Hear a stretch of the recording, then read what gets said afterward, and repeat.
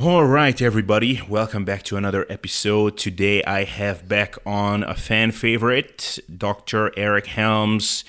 Eric, how the hell are you? Well, I am honored to be known as a fan favorite, and it's always a pleasure to speak to you, Abel. I'm glad to be here, so I am well.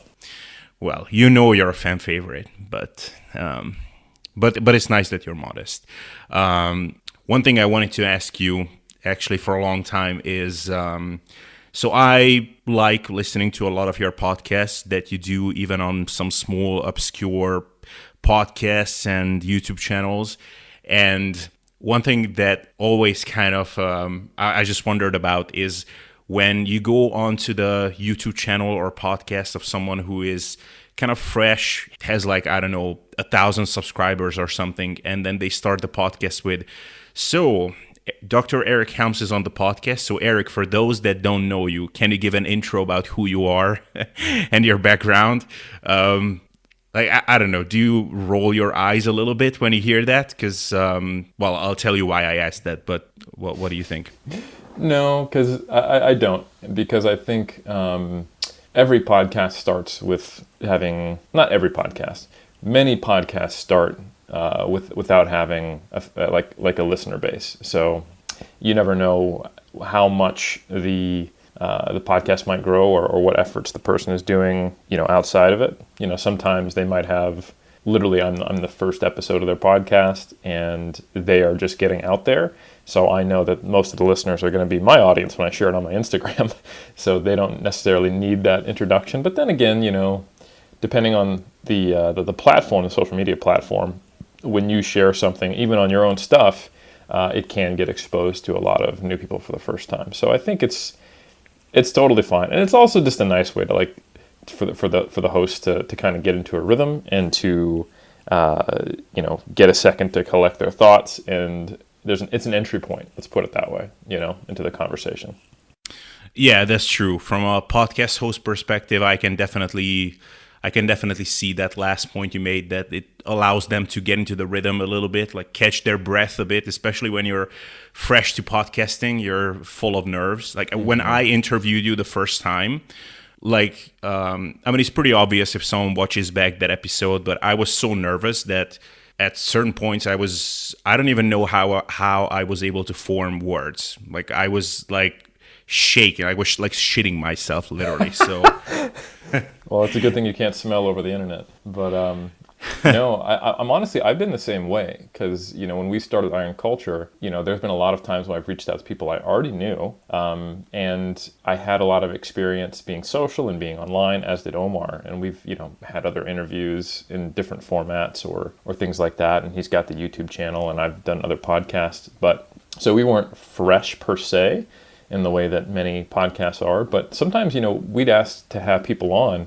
who I'd never really interacted with. I remember being, really nervous about reaching out to have Steffi Cohen on, for example, because I'm a fan of the game too. So there's a lot of people out there who are mostly people that I just fanboy. And then I realized that, they might know who I am or who Omar is. We might be able to get them on. And then I have those same nerves. So I totally get it. yeah, just one other thing on podcasting, and then we're gonna actually be a bit more informative. But now that you have been kind of a podcast host yourself for a while, do you clearly pick up at this point on the patterns of, okay, this guest is quite easily interviewable, and with this other one, like, man, I will have to run the show here because he's really not a worthy person. He or she is not making this easier for me.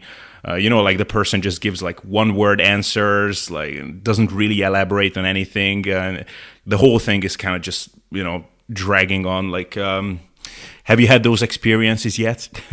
100% have. And I think that's one of the good things about both Omar and I being, I think we're relatively high emotional intelligence people. Like I can get the sense, like we spend some time before we actually kick off our episodes of Iron Culture just BSing with the person, unless they're time constrained. and just making, like, trying to get them at ease, and then, talking about where the conversation will go and see what they're most excited about. And there's definitely, some preamble where we're working on scheduling, and, we talk about what we want to, like, hey, here's what we're thinking about talking about, or is there anything else that, what angle do you find really interesting? And I think if you can put most people at ease and get them talking about the stuff that they are, passionate about or interested in or currently engaged with, you can get around that most of the time. But some people just aren't super wordy, like you said. And you have to be very, I think the worst thing is when podcast hosts don't do research on who they're bringing on. And they don't, like that's when you get in trouble, is when you just have kind of a generic 10 questions that you have for guests, and you haven't really done extensive research on the person, and you get them on and you think they're going to be great. I find this happens a lot with athletes, like they may be very, very popular in the kind of the iron game, but they're not necessarily someone who is a speaker. And I think someone who's not and I don't pretend to be a super savvy podcast host, but I think a worse or more novice podcast host can really be uncomfortable in a situation like that and not really know how to solve that situation. And then you'll notice, like, they'll have that one episode's like 30 minutes long and the rest of them are 90 minutes. That's always a telltale sign. Yeah. So yeah, but I've definitely experienced it, and I think that's why it's so important to do prior research, talk to the person, make sure they're comfortable. Some things we do is just let them know that anything can be edited in post. This is not like a gotcha podcast, and we really want them to be comfortable and to put their best foot forward. And yeah, I can't emphasize how important all that stuff is. Yeah, and honestly, that's why I like listening to your podcast, because like with some people, it's clear that there are just good topics to ask them about. And if you ask them about something else, like, you're going to have a shitty episode. And that's why it's important to have your research. And I actually remember talking about this with Andrea Valdez, your colleague. So we recorded a podcast, and after that we chatted a bit, and she told me that it drives her nuts when someone gets her on and then they will start asking her about, like, hey, so what do you think is a good protein intake for women, or what's the appropriate fat intake for women? And it's like, no, dude, like that's not what I'm about. Like, don't get me on for this. Like, she doesn't literally say that, but that's her thought process. But when someone asks you something that is kind of a waste of a question, like, I don't know, what do you think is the best bicep exercise or something, which is, it's a fine question to ask, but like, it's not me browning my nose, but you don't have to have Eric Helms on to answer that. Like, much less qualified and insightful people can answer that question to you, but you will always give an answer that is, like, at least somewhat interesting, even for me. And I've been kind of in this game for a long time. So anyway, that's just a random point for the end. But well, I appreciate it, man. Thank you. Yeah, no, I'm absolutely. So so we have a lot of, well, not a lot. I have basically two main themes that I want to cover today, and it all sort of centers around diet sustainability and body fat sustainability. So having realistic expectations about how lean you can stay, and I guess it all falls under the umbrella of body fat set point, body fat settling point. And there are a lot of avenues that we can go down here, so I didn't quite know what question to start with, because I don't just want to throw you under the bus of something like, hey, Eric, what do you think is a healthy relationship with food? So I thought that we would kind of ease into it with something more personal. So we talked some time ago, and that was after a bodybuilding contest. You were going through your recovery diet, you were getting better, put on some body fat. Now a long time has passed since then, and now you're in a good spot. So first of all, currently, like, roughly what body comp and body weight are you maintaining, and how do you feel? Yeah, so I hang out around 95 kilos is probably the, and that might be, so sometimes I focus on what's like my high weigh-in. So I'll say 94 to 95 is where I float around. And I would probably say I'm in the high teens as far as body fat percentage, just kind of looking at it. and I feel really good. Yeah. I find this is a very easy place to maintain. I don't really get hungry unless I like miss a meal, or something like that, which I don't do because I'm a crazy bodybuilder. So yeah, that's where I'm currently chilling at. Yeah, and so in one of your last Iron Culture podcast episodes, you were kind of giving a range of what body comps you could maintain at with different behaviors. So now you're at roughly 95 kilos, high teens in terms of body fat, which for anybody listening to you, looking at only your abs, for you that probably looks more like 12%. But yeah, I have abs for no reason. Yeah. Yeah, but I mean, but a lot of muscular males will, Yeah. I mean, it always depends on body fat distribution and everything, but a lot of people will say, at least I know from client applications, like, yeah, I'm roughly like 13 to 15% body fat. And it's like, well, okay, like let's call it 20. But anyway, so if you modify your behaviors in certain ways, so now you're just eating, I guess, in a healthy manner, you do give a crap about what you're eating, but you're not super neurotic about it. So if you were to loosen up the brakes even more and let yourself go a bit, how high do you think you would float from here? And with some lifestyle modifications, but not being too anal about things, how lean do you think you could get and just maintain it comfortably without a lot of effort? Good questions. So yeah, the first question, I'm actually not being that careful or intentional. I just have kind of my rhythm that I'm in, and I hang out at 95. I could probably walk around at 100 in like the low to mid 20% body fat range. But that would actually require some intentional changes to my, I wouldn't describe it as loosening up. I would describe it as doing some intentional things, like trying to be full at each meal. When we eat out, choosing things like, I kind of want Japanese, and go, nope, get pizza. Like that's not enough calories. And maybe even like not taking our morning walk, on a regular basis. So if I purposely drop my step count a little bit, I probably wouldn't want to do that just because that also comes at some health cost. Sorry to everyone who's on lockdown. But so I think I would probably have to purposely try to be fuller at meals, to kind of sneak in snacks, and it would be actually more intentional than it would be loosening up the reins. Like, I've just been in the bodybuilding game so long, Abel, that like my friends make fun of me because my lunch every day is 2 pieces of fruit, a raw carrot, a can of tuna, and a protein bar. And that's just what I do. So, and like my meals that are a little more flexible in terms of how much I eat are like dinner. I'll eat more or less of the serving there to make it up. And before I go to bed every night, I have a big thing of like a 500 gram Greek yogurt. So like I just have some behaviors that are always there.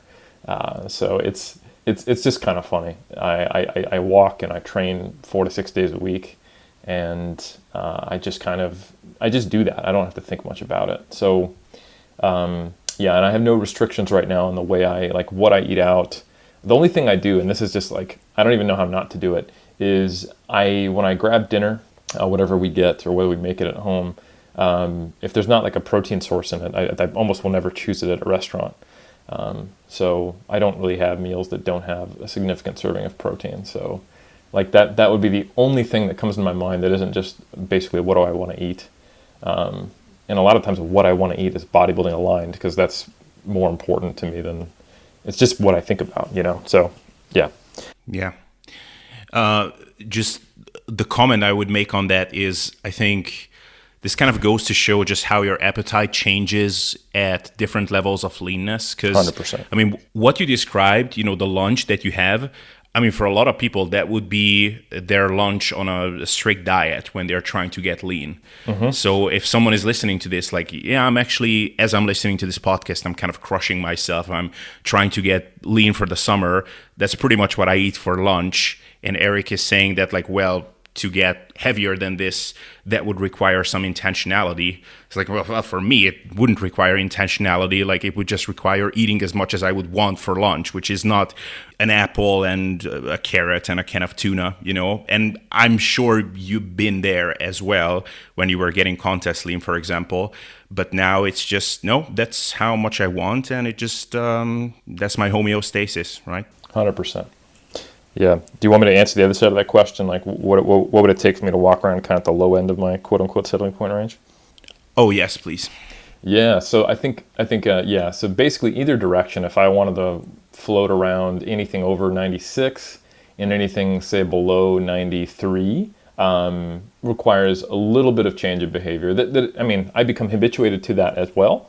But it's still sustainable with, like I was talking about, what I would have to do. Because I did walk around at 100 for, let's say I walked around between 98 and 100 for almost a full year before I started the process of getting down to where I wanted to start contest prep at in 2019.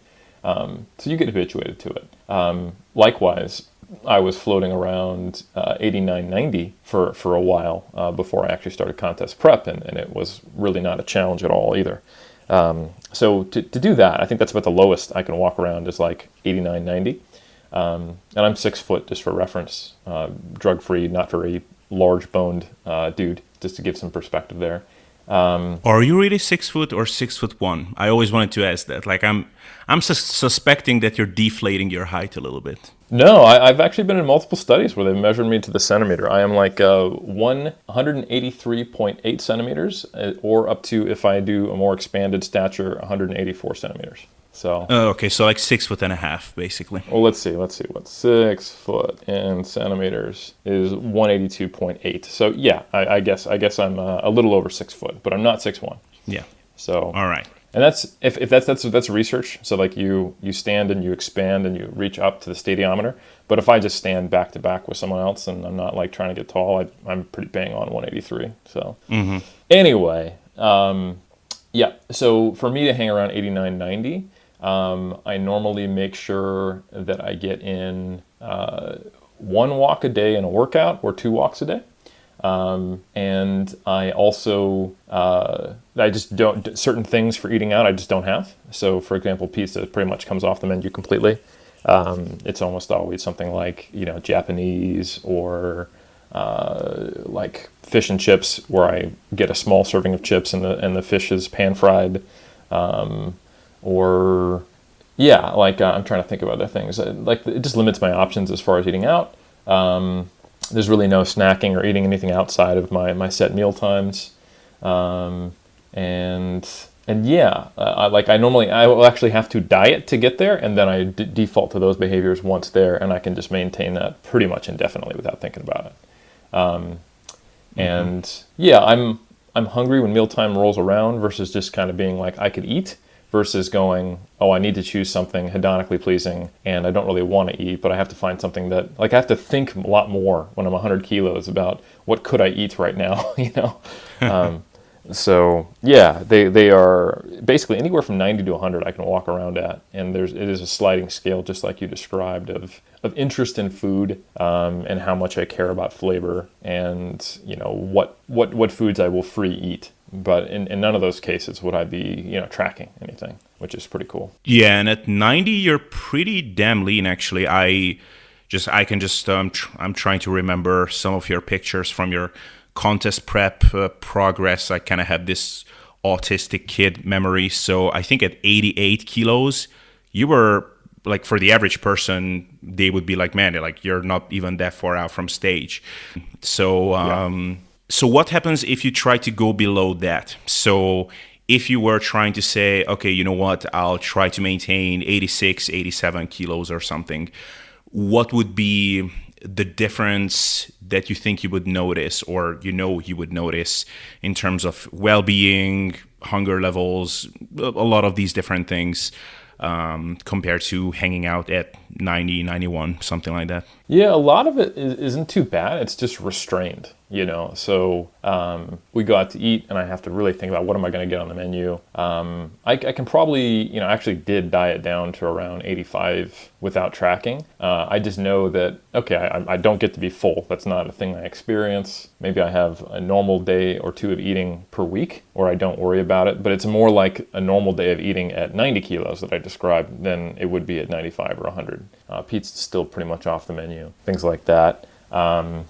And I have a little more of a running tally in my head of like my protein intake.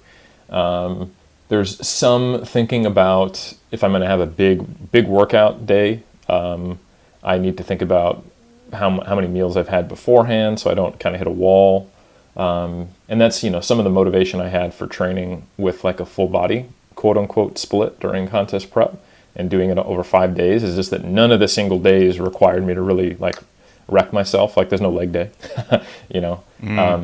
like if you do a powerlifting split, even if you're in a more volume centric phase and you've gotten pretty strong with deadlifts and squats, like I wouldn't want to do like 3x5 when my max is like 260 on deadlifts when I'm hanging around, only like an average of like 2,300 calories or something like that on a day. Like that typically doesn't go well for me. I start to see the weight slipping more in the subsequent back offsets. So it just requires more intentionality, but I think the main thing is restraint. And I could always eat more. It's kind of like that friend you have who's like, or maybe even you if you're listening, like, yeah, I could eat. I like food. It's great, So I definitely am much more food interested and like down for the idea of dessert at any given time when I'm in the mid 80s. But it still feels very sustainable. Like for example, if I was a sprinter, I could in season hang around 85, 86, and that wouldn't be a huge problem for me. But it would require, like, I'm thinking about this, like, oh, this is I'm a sprinter. If I'm lighter, I'm faster, so I can maintain this. But I have to like think and eat like an athlete, and then I might float back up to 89 in the off season and come down. So yeah, it's definitely something that gets tedious after a while. Because it does require restraint and being careful. Yeah, and then so this is sort of where I wanted to go with this whole thing is when someone asks you, what do you think is a sustainable body fat percentage for me? How lean do you think I can stay? Like, what things would you try to point out to them? Like, this is what you should watch out for. And I guess you can tie that together with your own experience. Like, what are those things when, okay, at this point, like I can do this, but simply all these trade-offs just are becoming not worth it to me. So what things would you point out? There's appetite, interest in food. These would be like the main things. Well, normally I actually would start with asking them a lot of questions about why, like what their motivations are, and asking them, not even necessarily in my presence, but just like really think about like what is your motivation to be, that lean. Knowing that it's not healthier, it's potentially, depending on what their expectations are, less healthy. That it takes mental energy, focus, and energy and emotional depth out of other aspects of your life. To control those things. Like if someone's like, oh, I'm fine with keeping a running tally in my head of calories, or making sure I go on walks, or doing this, or not going out to eat with pizza. Maybe I don't have a partner who cares about that or whatever. All those minor concessions. Do they just take energy for something that I would want to know? Like, so what's the motivation here? If someone has a job where they want to be within striking distance of photo shoots or something like that. But most of the time, it's people have some type of belief or attachment, or they don't like where they're currently at. There's not a lot of times when someone wants to walk around pretty, like, to a level of leanness that requires restraint, but that they feel is sustainable, where they have a reason that's thought through and it's purely based on healthy reasons, So, I'm not saying it's impossible, and I'm not here to tell people that I know for everyone that's never a good idea, but it's certainly something to explore and ask yourself, and to have this pretty strong why for, because for most people, it's very simple. Like when I explain what's a sustainable body fat, it's basically like, where are you food focused? Like if you have to exert restraint, it's not sustainable. It's kind of like that, like they say in like war movies, and no one actually knows if this is true or not, like everyone breaks under torture. I kind of see exerting restraint the same way. And there is some caveats to that I'll explain. But if you've habituated to a rather healthy diet, if you're someone who's been lifting for a while, you kind of quote unquote live the bodybuilder lifestyle, and you have to exert restraint to hang out where you are, it's just a matter of time before that stops being worth it for some reason, and you don't want to do it anymore. So it's a long time to be doing that for, I don't know, no real reason, I guess, to just kind of float back up. Now, if someone, the caveat, the caveat to that restraint aspect is that certainly the way I live my life now would require restraint when I was 21, and I hadn't habituated a lot of these things. So I think certainly, and this is true in lifestyle change, and if you look at like people who've lost a lot of weight and changed their environment, and then they've successfully sustained weight loss for years, like if you look at like the Look Ahead trial, where they look at, all right, what happened to the folks who were able to sustain their weight loss for 5 to 8 years, which is actually a pretty large number, is they had, constant contact, sometimes multiple times per month, with a multidisciplinary team of people who were weight loss consultants, including dietitians, doctors, and mental health consultants. So they had a lot of support and aid in habituating new behaviors to make, that their new weight loss maintenance, or settling point, I guess you could say. So I do recognize that for me, if I was to go back 14 years ago to when I just was still a noob in the gym, all those behaviors were very new and they took more effort, and I did become habituated to them. But I would say at this stage, there's not a whole lot more to habituate to. Like I'm doing every little thing that a dietitian or a personal trainer or a obesity physician would look at and be like, these are the things that hopefully will result in weight loss maintenance or hanging around at a lower body fat, or just generally good for energy balance regulation and body composition. And I can tighten up the reins a little bit and get leaner, but it requires restraint. So I think I'm pretty well explored kind of like the lower end of where can I float and hang around. And if someone is in that same position, and they're living the quote unquote lifestyle, if they're hungry and if they're food focused and if they have to exert control to maintain it, I see it just as kind of an exercise in, like temporary futility. Like, okay, maybe you can hang out for, 2 years at this lean, and you'll be a little bit lethargic and you'll have slightly, too much food focus, but eventually it just won't be worth it because it always isn't worth it, for 99% of people. Yeah. So a couple of things that I think make this a bit tricky. One is what you mentioned is the habituation aspect, and I guess just the aspect of competence. So, and I think this is something that like a Mike Israetel would say as an analogy. Okay, I hear you, squats, don't hit your quads, but let me see your form. So I guess the same thing would apply in this case, that, okay, you can only really know what a reasonable amount of restraint is once you developed a certain amount of fitness, nutrition, and lifestyle management competence, I guess. So 100%. Yeah, so I guess once you have calorie awareness, once you develop some healthy habits, you exercise regularly, you're not super sedentary, you make some smart food choices, you're not trying to get full on the most energy dense stuff. And if then still you feel like you have to exert restraint constantly, then it's an indication that, okay, this is just not sustainable for the long term. Yeah, that was a much more succinct summary than the way I put it. And I think that's a great way, to state it. And just to reiterate how much this depends on where you started. Like if you were raised in a highly non-walkable city, in a family that really did not teach you much about nutrition or never even considered healthy eating, like in a low socioeconomic status, and with a genetic predisposition towards higher body fat, and metabolic and satiety and hunger-related stuff, this is going to be a very different process, and you may only be able to get so far based upon where you started. It's not an equal opportunity situation, where when people come to the table, they might spend 10 years trying to incorporate all these things we just talked about, and they may still be walking around at a much higher body fat percentage than they would like, but it would still be lower than where they would be if they had stayed in that same environment and with that same level of competence, which I think is a good word to describe it. And so, yeah, I mean, this can look very, very different for different people. And just for the listener, that's why Abel and I aren't saying like, yeah, most dudes, they can maintain around 10%,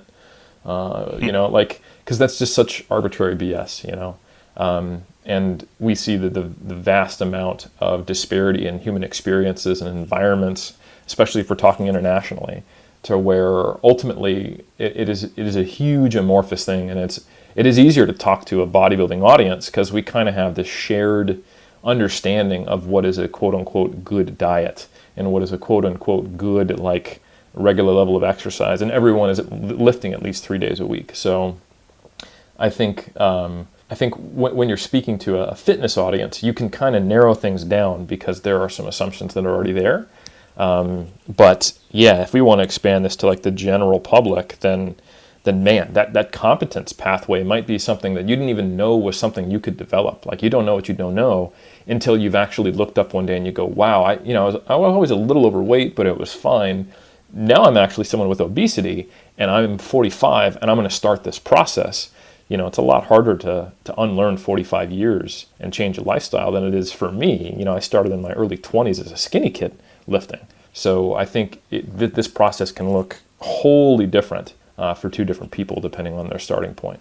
Hey guys, just a brief interruption. If you like my content, value my opinion, and find my methods for getting and staying lean and building muscle intriguing, then I'm just letting you know that I do have a comprehensive, 100% individualized online coaching service. If you'd like to have me in your corner and use my best methods to achieve your fitness goals, then check out the show description for more information about how you can most easily reach me and apply. I will follow up with you, and you and I together will determine if/exactly how I can best help you to reach your goals. Whether it's my one-on-one or group coaching service, we will find a system that is the best fit for you. All right, that's it. Let's continue with the show. Yeah, and that's very well said. And another thing which makes this trickier thing, I guess it makes it tricky to speak in absolutes about what restraint is just not reasonable to take on anymore, is because all of that assumes not just the competence, but also that you have a healthy relationship with food, which is, of course, an ill-defined term or not really definable term. So I will actually want to ask you what that really means to you, because it's a tough thing to describe. But, I know this from both personal experience and now have been interacting with enough clients and people in general to know that a lot of the times what actually stands in people's way is not excessive hunger or their body's fighting against it. It's that they have, a relationship with food. I cannot describe it in any other way, where it's just on such a high pedestal in their life as their source of pleasure or one of their main sources of pleasure, that controlling that, even to an extent which really from the outside doesn't seem like anything unreasonable. It could be as simple as just not snacking as much or just not stuffing yourself as much every night, non-distracted eating, a lot of these things. And it's just still a very tall order for them. And it's all habitual, psychological, and not so much about what their bodies are doing to them. Do you have any input on that? Yeah, man, I do. I think for a lot of people, it's like growing up in a home with alcoholic parents and an abusive sibling. You can move away and you can get therapy and you can do the personal work and you can move beyond that and not let your past dictate not let your past trauma dictate your future direction in life. But imagine you just couldn't leave home. And all you and you were just, and this is a huge problem, and it was the thing that was consuming you, and it's having a visible, quantitative negative effect on your health and your self-identity. So you kept trying to fix it, but you couldn't get out of the relationship. I think that's the experience with food, because we all have to eat. So for some people that have had a very complex and at times unhealthy relationship with food and eating and their body, and you don't get to leave your body behind. You don't get to not eat.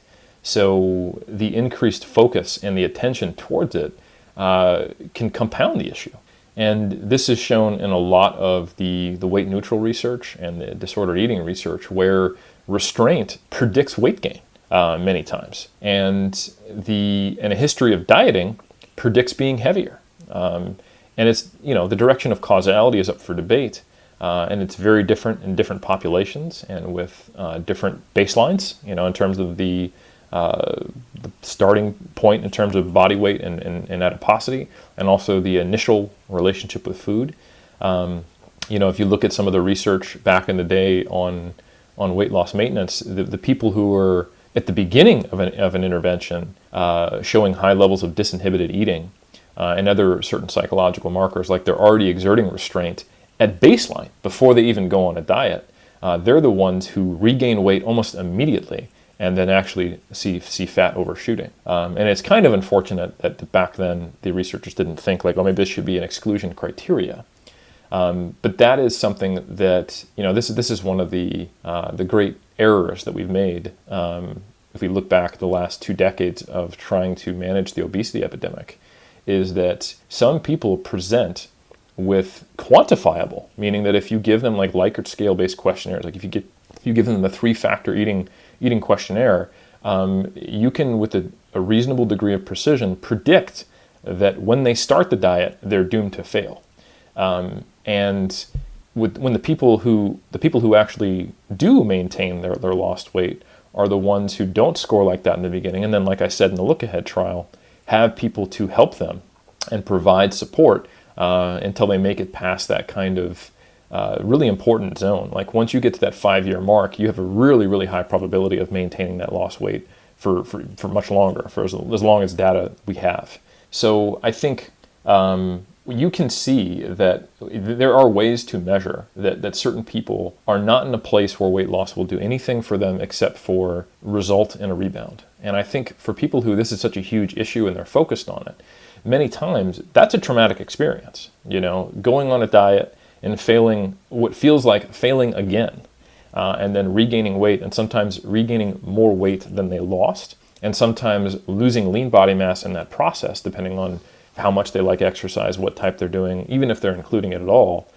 They can be often in a worse position than they started, both physiologically, but more importantly, psychologically, making that process harder and harder and harder each time they go around.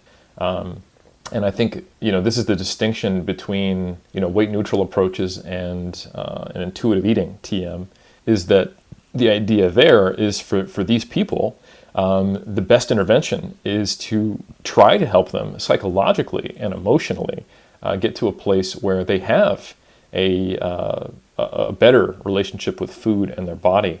And they're not focusing on trying to repeat this process when it's most likely going to do more harm than good. So how do we describe a healthy relationship with food? That's not easy, and there is considerable debate even in the academic field of this right now. Like obviously there are some things which are quite clear, like the DSM gives criteria for what is binge eating disorder, for what is anorexia nervosa, and what are other specific eating disorders. But there are also subclinical eating disorders, and there's also predictors, like I said, of weight regain in people who have an absence of a specific eating disorder. So the 3-factor eating questionnaire, which I talked about earlier, back in the late 90s, one of those 3 factors, restraint, was dichotomized into either flexible or rigid restraint. And much of the research through the late 90s and early 2000s by Westenhofer and others, and even into the late 2000s, showed that there were associations between rigid restraint, which is a black and white type of restraint, versus flexible restraint, which is a type of restraint that is probably described by having some level of competence, understanding that energy balance exists on a continuum, and not having an on or off the diet or black and white view of foods, but more so I can compensate within reasonable limits for when I do take a break from the diet or go back to it. So flexible restraint predicted better outcomes in terms of mental health and weight loss success and weight loss maintenance, shifting from more rigid restraint to a more flexible restraint mindset predicts success as well. That was shown in the Lean Habits study by Westenhofer in the mid-2000s. But now, like I said, there is considerable debate. In the last 5 years, there have been a number of research groups that have found there's a ton of overlap between rigid restraint and flexible restraint, and that these quote-unquote distinct subscales of restraint on the three-factor eating questionnaire actually share a ton of variance, meaning that people who score high in flexible restraint often also score high in rigid restraint. And you don't get all of those positive associations with better mental health and better weight loss maintenance and greater likelihood to be of a lower body weight until you mathematically control for the rigid restraint shared variance. But that's a mathematical thing. So the question is well, what does that look like in the real world? And that's where the debate is right now. And we've seen this many times, you and I, Abel, we understand what the concept of exerting flexible restraint and doing quote-unquote true flexible dieting is.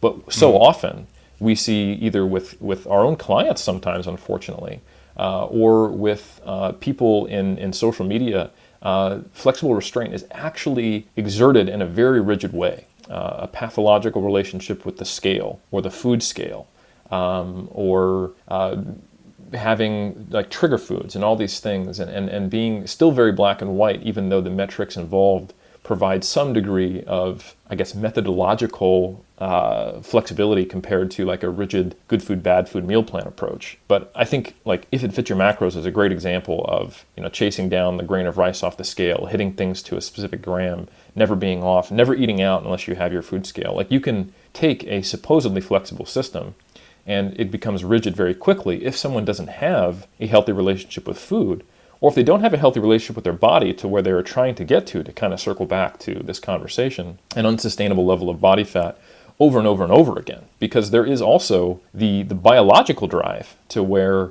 if you try to get too lean, there's no way around it. You're going to have some severe psychological and physiological consequences. So you may not have true binge eating disorder. You may not have true anorexia nervosa yet.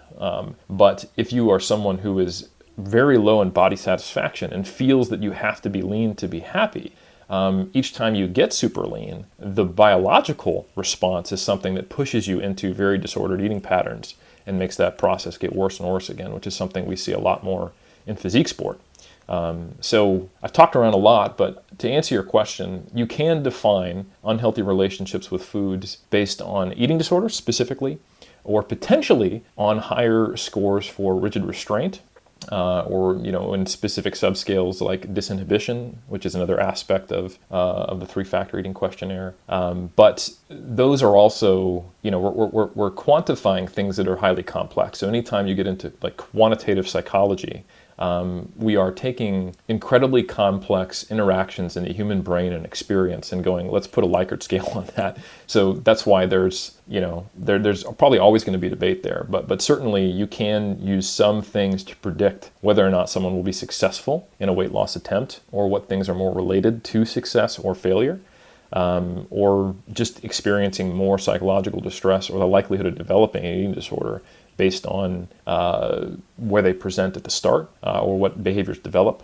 And you can certainly see in people who are already experiencing disordered eating or eating disorders that certain behaviors act as moderators and extend that behavior. So for example, just to show you how two people can be very different, there's a couple of studies where regularly weighing yourself in or tracking your food on something like MyFitnessPal had no relationship to disordered eating patterns, or rigid restraint, in these large-scale studies where people with eating disorders were screened so they wouldn't be in the study. However, if you poll people with eating disorders, 75% of them use tracking metrics, and 75% of those people say that it seems to contribute to their eating disorder. That's their experience. So you can apply the same quote-unquote flexible dieting approach to two different people, and one of them can result in a relapse of an eating disorder and exacerbating that condition, and the other person might be able to lose weight and keep it off the rest of their life, even though you took what is ostensibly the right quote-unquote approach. And it may be that just some people should not be losing weight at this time in their life. Yeah. So, wow, you said a lot of things, and I feel like reflecting on a lot of a lot of your points, so I'll try to keep things streamlined. So, two comments first, and then a question. So, the first thing is like this whole thing is incredibly frustrating to experience as a coach at times, because I've been in the situation a number of times where things went well with a client for a while, and then they fell off the wagon, so to speak. And at first, my job as a coach is basically being a problem solver. So what did I do? I offer practical solutions. Like, okay, so you overate at night, you succumb to temptation, or at least that's what I assumed what it was, just giving into temptation. This is, here's a few things you can do. And then it repeated itself again, and then again. And it slowly started to kind of sink in that perhaps the issue is not with the strategy, the issue is kind of deeper down. And it's rare that I have a podcast or something and I hear a piece of information which just completely has this mind-blowing effect on me. But I just had a talk recently with Dr. Spencer Nadolsky, and he's working with a lot of patients with obesity. And we were talking about weight loss medication, and I'm sure you've seen some of them. Semaglutide, phentermine, their effect on appetite and reducing cravings is immense. I mean, in animal studies, rats literally starve to death because they just lose interest in food altogether. And some of these patients are on a combination of these drugs, and they still overeat. And I mean, if nothing else, that goes to show that it's not just about hunger signaling. It's not even just about cravings. It's about psychological things. And the issue can be very deeply rooted. So the question is, if someone is in that kind of a state, maybe not as extreme with that example that I just mentioned, but if someone's issue is not with managing hunger and food environment and being physically active, but is that they have this not healthy relationship with food, I mean, what's the best way forward? Like, what would you recommend to such a person? Well, I think the main thing is that, someone like you or I shouldn't be working with them. That's outside of our scope of practice, ultimately. Yeah. And that's a tough thing. It's not like the application pops up and they go, "Hi, I need specific clinical intervention from a registered dietitian and a clinical counselor. I'd like to do a bodybuilding show." That's not what happens. Yeah. You find out once you are in the position you were in, where you're like, "I can't help you," and I've tried, and I'm starting to feel inadequate. You're starting to feel hopeless. And it's certainly through no fault of the practitioner, who has essentially been trained. If you look at kind of the quote unquote evidence-based community, we look at research, and when we look at the personal training certifications we get and the sports nutrition specific certifications we get, and the focus on the mechanistics of weight loss and body recomposition and hypertrophy and all that stuff, it all kind of assumes a psychology that has no prior trauma from weight loss attempts, no disordered eating patterns, and a predictable and healthy relationship with food that hunger responses follow a predictable pattern, and they scale with the deficit and the drop in body fat and the time in diet. And the approach that you take, the methods, you try to find the right balance between structure and flexibility, and not creating a ton of cravings by taking a whole bunch of foods totally off the limit. And you use things like diet breaks appropriately when you start to, you can do all this stuff on paper right, and you'll have the same experience you did, Abel. So I don't think it's my fault. I don't think it's your fault. But the biggest thing that we did at 3D Muscle Journey to really kind of square the circle, if you will, was we brought on, Steve Taylor and Amanda Rizzo. So we have, a licensed clinical counselor, and we have a registered dietitian, and we got them to audit our intake process. So they modified our applications to try to capture more things that would indicate that, this might not be someone in our scope. We have them on retainer, so we can talk to them, and we also in times where we are starting to suspect something like that is going on, we will refer them out So I think that's the best thing that I can recommend to anyone who's listening who's a trainer, is get a referral network that includes professionals who know who this is their scope of practice. And if you're not a trainer, if you're someone who's going, shit, the client you guys are describing is me. First, stop beating yourself up. It's not a willpower thing. It's not a Eric and Abel or the clients we work with who are successful are better humans than you. We have a better ability to regulate, more willpower, and we're somehow superior in the cult of abs to you. It's not that. Instead, it's hey, the processes that we're attempting to use with you are not appropriate for you. And instead of seeking out a trainer or someone who hopefully has the next quote unquote trick, even if it's an evidence-based trick, if you haven't tried it yet, instead seek out someone who can really help you with your relationship with food, your relationship with prior weight loss, your relationship with your body. And I think that's a much more challenging thing to do. It probably costs a similar amount of money, to be honest, to hire a coach to manipulate your training and your nutrition, but you'll get so much more out of, sitting down with someone who is trained in diet psychology, sitting down with a registered dietitian who has experience working with eating disorders. Even if you think you're not quite clinical, but you're subclinical, and you've struggled multiple times, don't put yourself through it again, where you work with someone who just is not equipped to help you in this specific case. Really get the help you deserve. That would be my advice. And maybe sometime down the line, somebody like Abel would be the one to work with you once a lot of the kind of the issues we're talking about are improved, and you're in a different position. But I think for now, my advice would be to work with the right people. Yeah, and it's also a tricky thing because when someone freshly applies, like many people might at first, it could be either way. Like some people might actually have legitimate issues which might require actual counseling. But a lot of those same behaviors look like that of someone who just didn't care before. It's like, I go out and I eat too much, and, I try to stick to my diet, but then I sit down and I watch Netflix and I have a little bit and too many slices of pizza, just looking at it from the outside, the actual things that end up happening are very similar.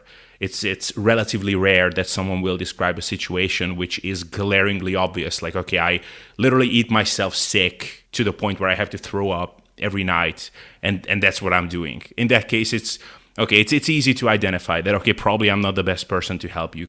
So, at first, it might very well be the case that just the basic fundamental sound advice, manipulate food choices in a smart manner, have regular meal times, don't eat in a distracted way, those things could well work. And even if you fell off the wagon once or twice, a lot of us have. It's really not that big of a deal. We're all human. It's like these things, unfortunately, just kind of sneak up on you over time, and they just become very obvious down the line. And that's what makes the whole thing tricky, both as a coach and I guess also to some extent as a person going through that, because it might just not have revealed itself to you even that clearly so far. Yeah, I think anyone who's a personal trainer or an online coach or something like that, when someone applies to work with us,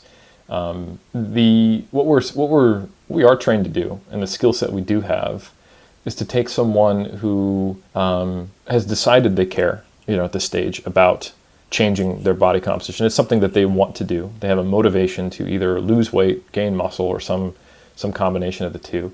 And they are reaching out to us because they want to do it with the best approach, in terms of probably a mechanics perspective, and not just understanding the science of it necessarily, but also someone who has, anticipated the barriers and the social challenges, the practical challenges, you put it before. What are some of the typical life constraints that make this process harder? Don't worry, I've got some quote unquote life hacks for that. I've got a few tips up my sleeve if you're a shift worker, or if you are hungry at night, or if you are hungry in the morning, or yada, yada, yada. Or if you have access to these foods, or if you have this allergy, so that's off the table, or if you prefer a plant-based diet. some of those very kind of flowcharty if-then based statements, or hey, I have pretty hardcore fitness goals. I want to get lean while gaining muscle or improving performance or this and that, or I want to compete in a lower weight class. I've never done that before. If it's a mechanics related issue, a logistics related issue, then yeah, we're fully equipped for that. But a lot of the times, if someone is saying, hey, I care about this and I haven't been successful thus far, but I have all this information and this is my third or fourth time trying it, I think that's worth having another conversation, because there's that dissonance that you can see as the person cares about it. They're hiring someone. This is their third or fourth go. They're following you and have been following you. Maybe they followed other people in your same circle, so they have access to the right information, but they haven't been successful. And I think sometimes the default in our church of willpower and pulling ourselves up by the bootstraps kind of obsessed fitness community, it's very easy to go, like this person hasn't had the sufficient motivation to do it, or something like that. But I don't know that that's really a thing. If someone cares and they've been unsuccessful multiple times, there is probably something more going on there. They're having a little war with themselves, and I think yeah, it is definitely difficult to pick apart those things, and they can look and masquerade as someone who has a healthy relationship with food. But again, that's why it's so important to have that support network. Yeah, and of course, again, even this one is somewhat tricky because all of that assumes that, for example, the person didn't just literally finish a contest diet, for example, like 2 months ago or something, where temporarily, I think even with the person with the healthiest baseline relationship with food is kind of gonna have some disordered eating patterns for a while, at least, before things return to normal. So yeah, 100%. Yeah, if definitely figure out a way for your intake form to capture whether someone just lost 30 pounds over 6 months to get to 5% body fat, and if they're coming to you to diet again, that should be something that you're aware of. Yeah, to kind of tie this whole thing back into the body fat settling point and also just kind of reasonable levels of leanness. I think one thing that you mentioned earlier is, what's your reason for wanting to be lean? And I think, unfortunately, the reason is quite simple in many cases is because it looks good.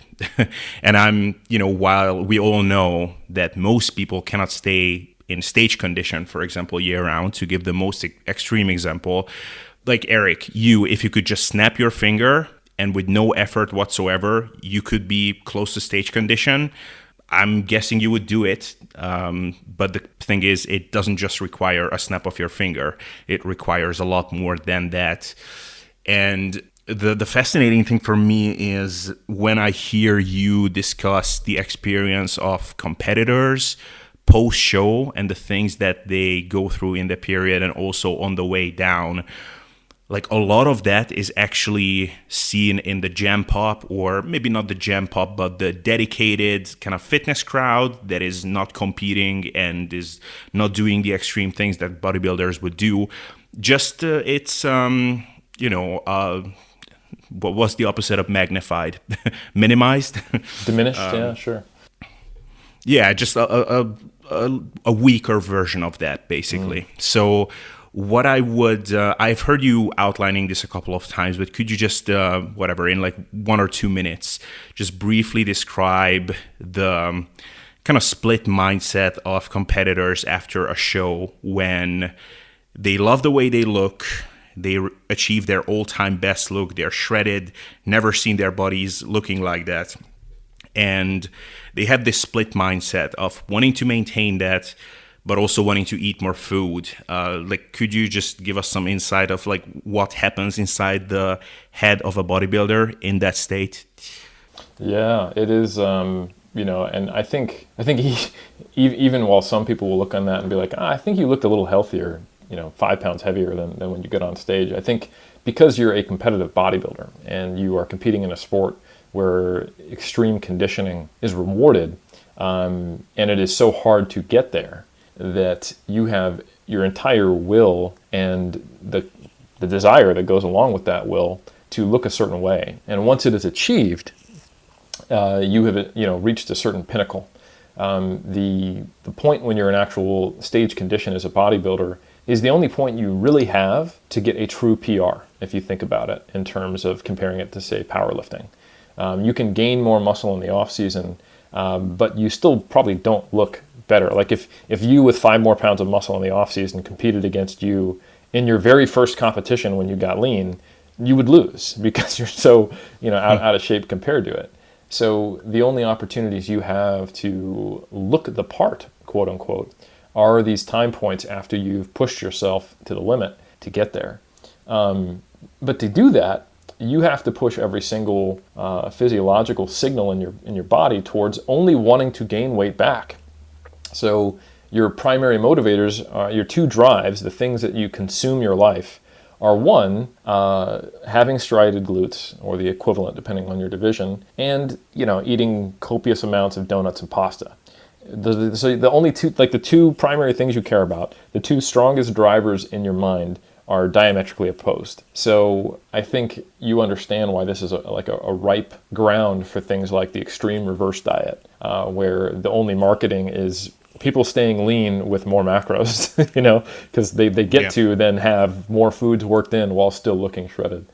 You lose sight of so many other things and how much you really don't care, or your life doesn't change that much when you're lean, because you are putting yourself in this artificial situation where being really, really lean is everything in bodybuilding.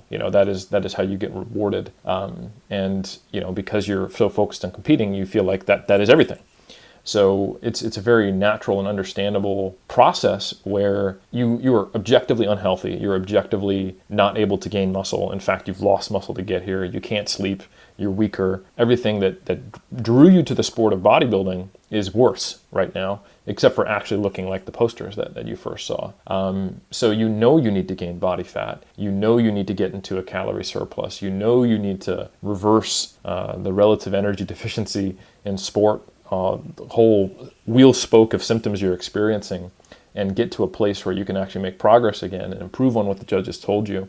But at the same time, you just want to maintain this thing that you've worked so hard for, sometimes half a year or longer, to look this way. And with social media on top of it, if you have a presence there, you're getting all kinds of rewards and likes and comments and more followers. This reinforces that and ties into that social brain that humans have, and takes you right back to your junior year of high school when you slightly got more popular or never got popular, and now you finally have it. So it's this kind of shitty reward mechanism. It's these 2 diametrically opposed desires. And it can be incredibly frustrating, because even when you do the right thing, quote unquote, and gain the body fat, then you see your condition fading away.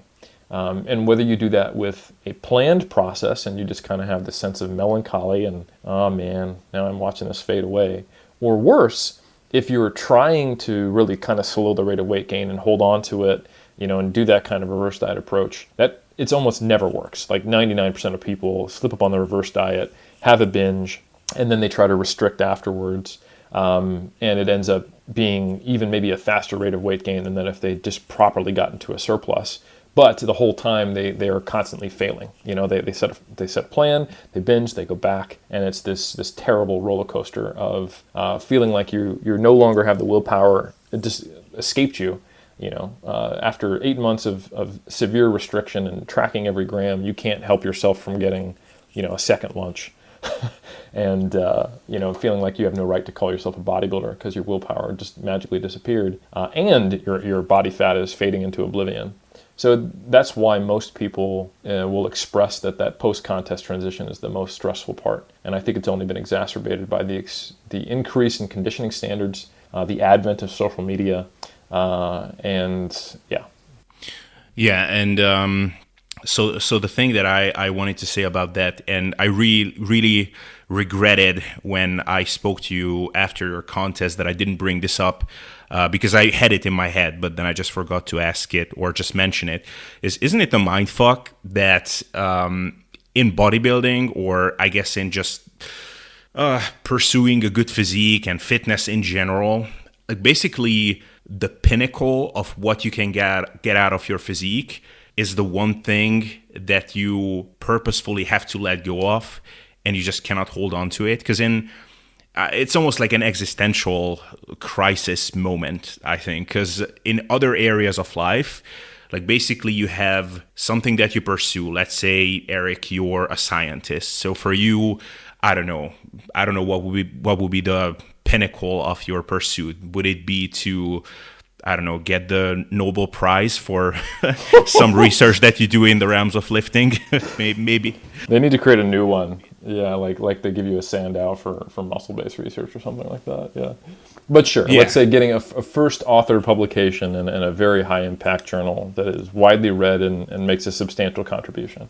Yeah, so let's say it's that. Now, if you achieve that, then you wouldn't have to go, okay, this was cool, but now I have to stop my research career and I can never conduct training studies again, and I have to do something else. I have to become a coder or whatever. I got to take 2 years off research so that I don't get a psychological disorder, and then I can slowly build back to it in 2023. Yeah, exactly. Yeah, exactly. And in physique, like finally, like this should be like intuitively the natural progression should be like, okay, I start out at 20% body fat and 70 kilos. Over time, I get to be 15% body fat at 80 kilos. And eventually, I get to 5% body fat at whatever, 79 kilos. Like this is the peak. Like this is where I arrive to the peak. And now I basically just have to turn right back and climb down to the bottom. Like, isn't this a mindfuck? Yeah, I think competitive bodybuilding very much does require you to lose your mind and then figure out a way to get it back to then do it again. And that's why it's for almost no one. But I think it's really important, and I have definitely recalibrated to, I think, a more objective way of looking at it, that people who are, like, I actually don't think a 4% body fat male looks better than a 8% body fat male, or 10%, or even 12%. You look less muscular in clothes. You look sick most of the time. You're pale. You look tired, typically. And you don't have that same level of muscle fullness. You perform worse. So a lot of aspects of health and fitness are objectively worse. And I think there's enough people, and you can see comments when you're not in your own little bubble, that like there's a certain level of leanness. Like people always say, like initial contact with bodybuilding, if someone watched Pumping Iron, they'll be like, that looks so much better than the Olympia. And I think people they forget that. They get impressed. And don't get me wrong, I am super impressed by Brian Whitaker conditioning in the same way I'm impressed by a world record 100-meter time or anything like that. And I think it's really important that people view bodybuilding conditioning at the highest level and extreme levels of physique presentation in the same way they view incredible feats of athleticism. But I think for someone who's trying to achieve their like peak physique, it should basically be what we talked about earlier, like the lowest settling point where you're still healthy and not restricted with as much muscle as you can and good balance, proportions, and physical fitness. I think where people can do themselves a disservice is looking to bodybuilding as something more than like an artistic display of what the human body is possible, and looking at it instead as an example. And I think that's one of the reasons why, even though I love the sport of bodybuilding and I am a bodybuilder, I don't position me in stage condition as ideal or use it to market stuff that's not bodybuilding specific. And that's relatively intentional. Like I'm not one of the fitness influencers who appears to always be in stage condition and always selling something that is about health or fitness and then positioning the two as synonyms, implicitly or explicitly. Yeah, and that is very tricky. This is the tricky thing about being a content producer and just needing people to pay attention. Like for example, me, I really try to communicate to people that look, being at 7% body fat or even 8% body fat, like that's like you don't have to get there to get a lot out of your fitness journey. Like get to like roughly 15% body fat as a guy, like you will look great. If you pack on some muscle, that will be awesome. But the thing is, if I say that, or if I make a video titled how to get to 15% body fat or something like that, or if I don't Like, for example, I'm in the process of designing my website. And, I have pictures of myself at 15% body fat, but I'm not going to get a photo shoot at 15% body fat. I have done one at 7 or 8% body fat. It only makes sense that I'm going to use those as the pictures for the website. And I don't feel good about it. It's almost like the nature of the game. So I'm just kind of trying to make up for that with them being very transparent about the things that I do say. But it's a very tricky thing to just manage as a content producer. No, I agree. But feel free to roast me for that. No, I think people who are, it's easy for me as a bodybuilding coach. Like the only reason where I'm like, if you hire me to get shredded because you're trying to make weight for a specific powerlifting class, or you're trying to get on stage, it's a sport. And like if someone hires me and goes, I want to get to 5% body fat. I'm like, oh, what show are you doing? I'm not doing a show. I just want to look awesome. I'd be like, that's a terrible idea. Like, and like I wouldn't just, throw it in their face like that, but I would try to talk them out of it. I'd be like, oh, are you is this for your job? Are you a fitness model? But I would try to disabuse them of the notion that there's any, benefit to doing that. And I think for people who are interested in like recreational bodybuilding and changing their bodies, I think, actually Dr. Gabriel Fendero said it well, like it's good to view bodybuilding kind of in the same way you'd view like getting a tattoo or like body modification stuff. Like it's a cool way to trick out your body and be an individual.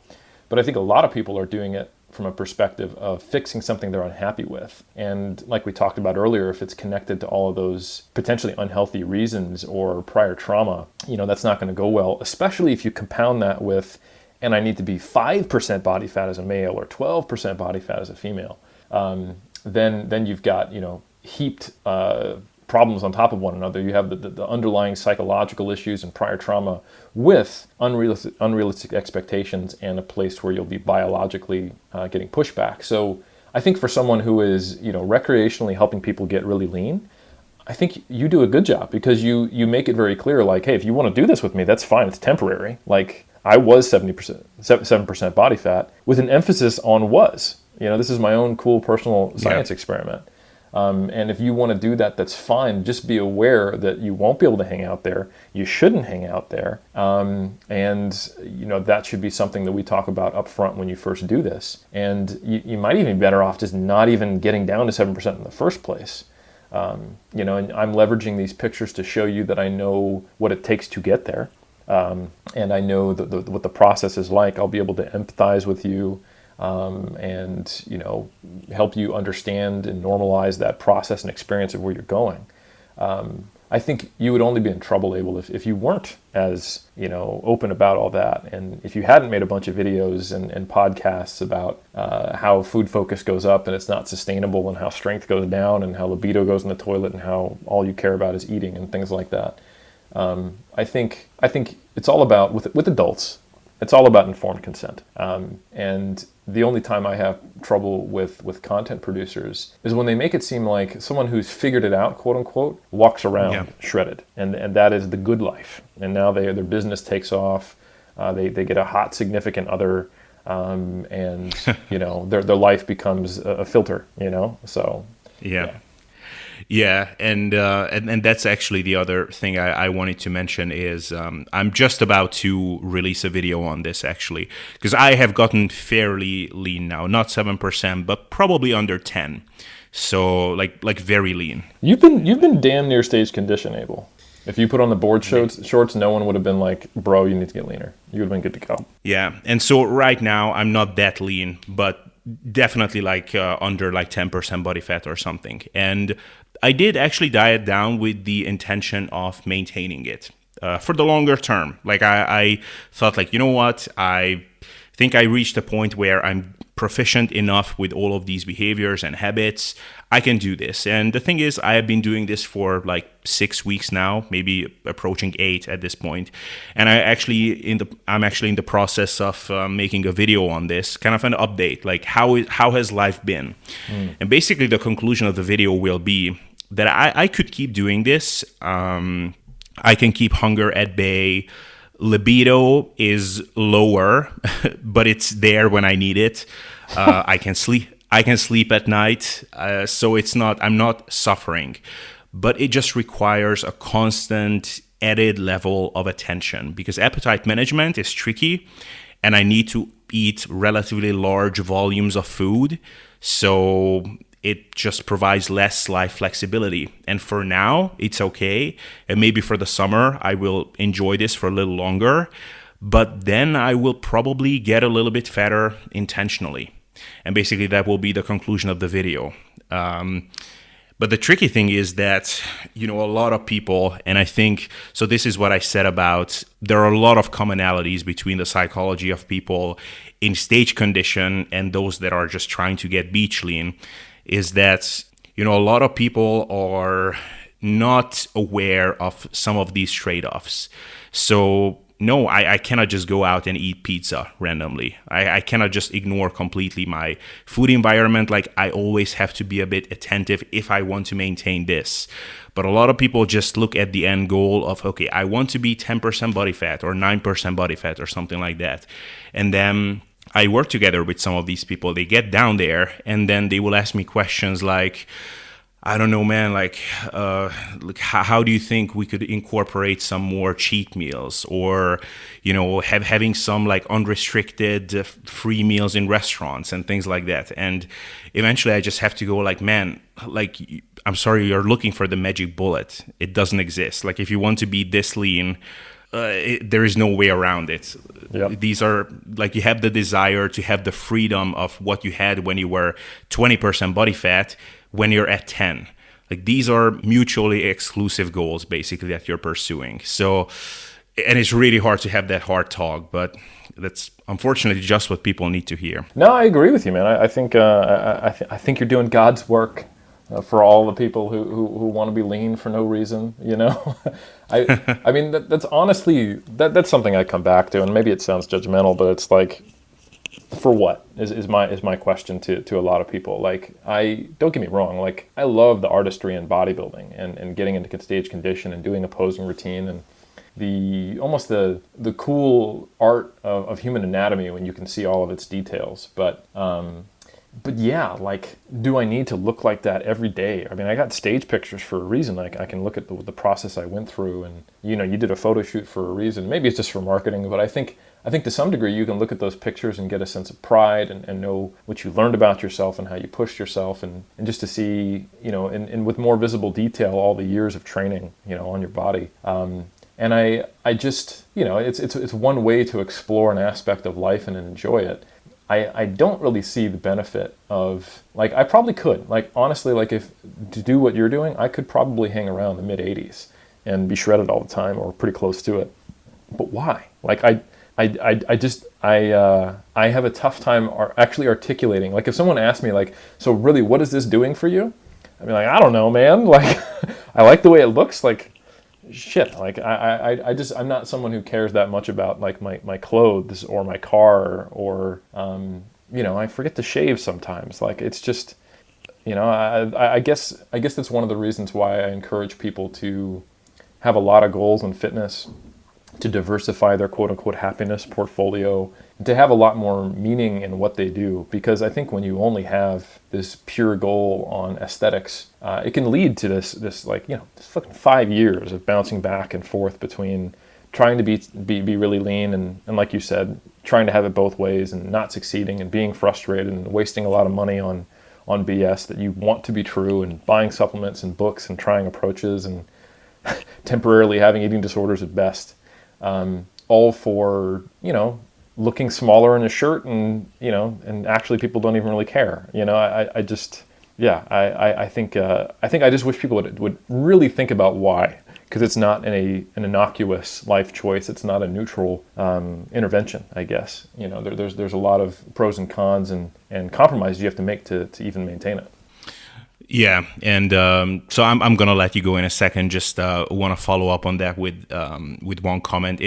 So I'm not the tough guy here saying that, like, I think you should get shredded. I'm the guy to get you shredded, and these are the trade-offs, and there is no magic bullet. That's not the sole message I have. Usually when people tell me that they want to get to 10% body fat or something and maintain that, My answer is, look, like, give it an honest go, because there are some people who can actually maintain it and it doesn't require a ton of effort. Like, they don't feel restrained. I know people who can maintain a lot leaner than 10% body fat. Like, some of them are actually legitimately close to stage condition year round, and it doesn't ruin their lives. And look, if that's you, we will see. So if it really means a lot to you, let's give it an honest go. Let's do it as intelligently as we can. Just do it with your eyes wide open. Basically, that's my advice to them. So if you have maintained that body fat percentage, you transitioned out of that diet smartly, you didn't go for crazy cheat meals, didn't reintroduce a whole bunch of hyper palatable foods, all of those things, and you still feel like kind of super food focused and not like your real self, then man, you will still look great, but you might actually feel like a normal human. So that's kind of my general message. Yeah, man, it's totally makes sense.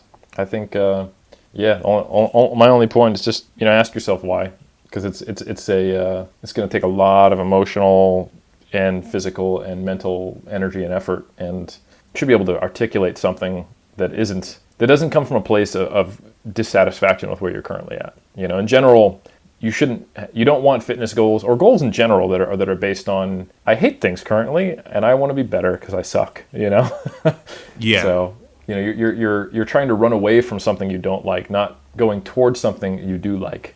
In that case, and fear-based goals often don't go well. So that would be my only recommendation, is just have a really strong why, and then everything else you said, Abel, I co-sign. Yeah, and I think that's the key. Just don't get into it because you think that you're a shitty human at 15% body fat or something, but everything will be great at 10, because that's definitely not the case.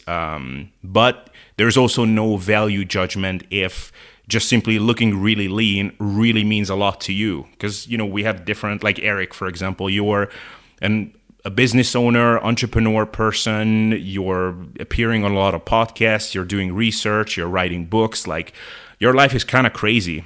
But the goals that you have mean a lot to you. For someone else, it might be like, why would anybody do that? That sounds crazy. Just get a regular ass job, have a peaceful life. Everything is so much easier, so there's no value judgment here. For Eric, this means a lot, and he has goals that he wants to pursue, and this is what it takes.